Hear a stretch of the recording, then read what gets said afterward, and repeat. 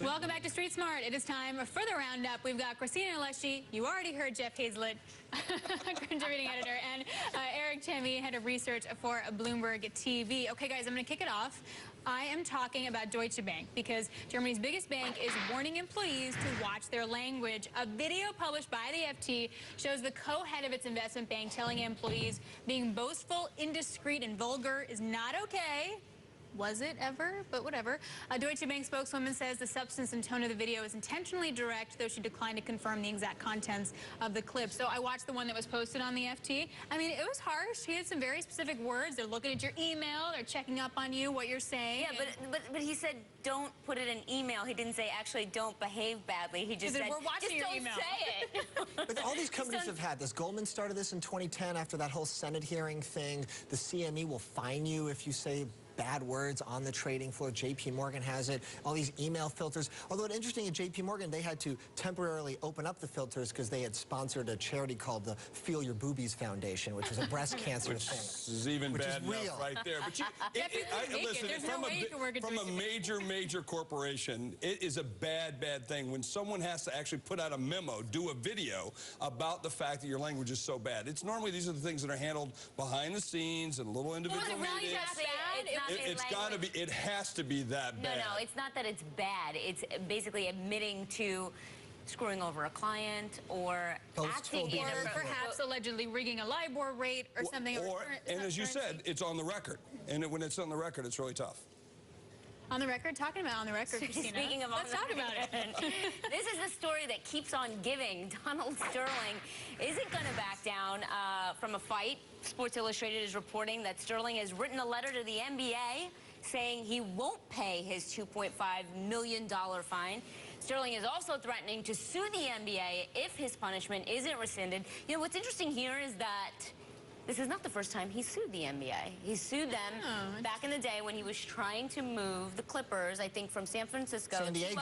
That's right, San Diego to LA, and he successfully reduced his fine that time. That was around. a $25 million fine. This is totally different. This is totally different, but it just shows you how litigious. And it's the same lawyer. He has the same lawyer from 30 years ago. It's going to cost him more than the fine he would have had to pay. That's what's going to cost him to really go after this. I think that's the big thing. In America, that's one of the great things. You can sue, you can sue, you can sue, and he's using They don't care about the fine. They don't care about the fine. No, they just want him out. Yeah, but the issue is, you know, does the NBA wind up having the legal authority to make Sterling sell? I mean, at the end of the day, isn't that the question? Well, they can fire him all they want. The other complicating piece of the story is that his wife still owns 50% of the team, and you can't compel her to sell, technically. Maybe, well, you have a stronger argument that she shouldn't be forced to sell her stake. Hasn't she already said that she wants to keep it? She wants to keep it. Right. It's a family trust. I think in the end, they're probably going to be able to keep it. I don't think they can force. Oh, really? I think they can force them out. This is like the next topic, almost like a private. It's a private organization. It's like a country club. If they want to kick you out, they can kick you out. But can they kick him out and keep her?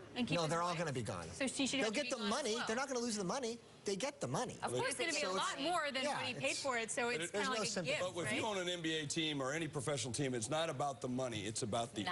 Right, but in the courts don't care about your ego.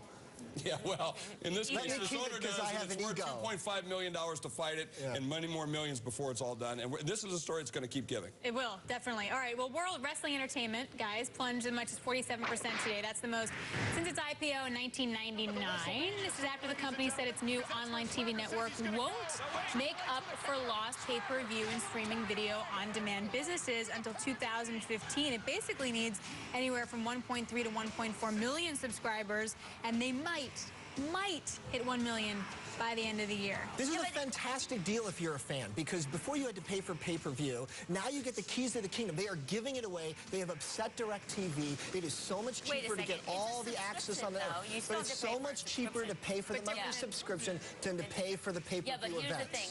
The stock didn't fall just because of this news. It fell because the street was expecting WWE to get a 200 to 300% increase on the fees that it charges the cable company. And it didn't. It fell way short of that. So that's really... Absolutely right. I think there's more of a deal about NBC and where they fell short on that. I think what they're doing is very smart. This OTT, you're going to see company after company. Les Moonves was over here yesterday talking about this on this set yesterday about OTT and what he's going to do for the future. That is a big, big play, especially for where they've been able to get subscriptions. This is a smart move. It's taking them a little bit longer than they thought, and the street didn't react to it. But I think it was the NBC news they're reacting to, not to the fact. They've said that they're going to lose $43, $45 million on the OTT thing. People know that's a long-term play. They're going to take some losses up front. All right, moving on. Tesla is showing some California love. It has become the biggest employer in the auto industry there, with 6,000 workers in the state. It surpassed Toyota, which has 5,300 direct employees in California, and that number is set to fall. Toyota says it will move most of those jobs to Texas. Obviously, there's better incentives in Texas than there is in California. It's hard to do business in California. It is hard to do business, but a lot of these tech guys, and remember, Tesla is really like a tech startup. If you think of its founder, they want to be around other tech startups, and they're trying to change the world. They don't care that much about the final bottom line dollars and cents. And that's a great point, because my question was always, is Tesla a car company or a tech company?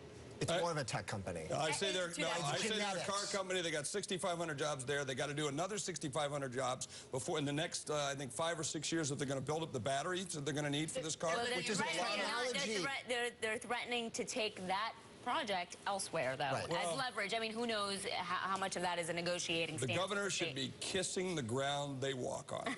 All right, well, let's talk about kissing ground people walk on, because we got a Derby, right, coming up this weekend. Preakness Stakes. Very exciting. And California Chrome is the odds-on favorite to prevail. The race could also attract $80 million in total bets. That's more than twice the amount of money that will be bet on horse racing in the entire nation on a normal Saturday. What I know about horse racing, I can kind of fit into my hand right here.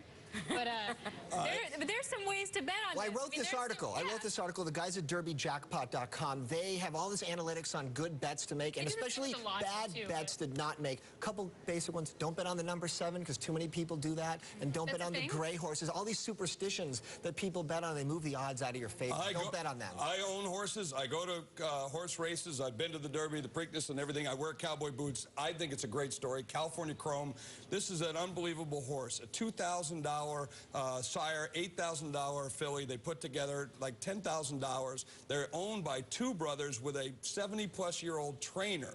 And they come out of nothing and win with this $10,000 horse. One of the biggest races. I'm wishing them the very best tomorrow. Are you betting? Awesome. Are you going to bet tomorrow? I'm going to bet on these. And I love the name of the partners. It's DAP, which stands for Dumbass Partners, because that's what everybody called them for buying this horse. And who's laughing now? Maybe they should be SAP, Smart-Ass Partners. I think maybe that's what they'll change their name. That has a whole different connotation. I think it's great. And what a story. Well, SFX Entertainment reported earnings yesterday. The producer of electronic dance music festivals like Tomorrowland says attendance has more than doubled over the past year. So in today's ranks, we take a look at some of the most insane EDM festivals in the world.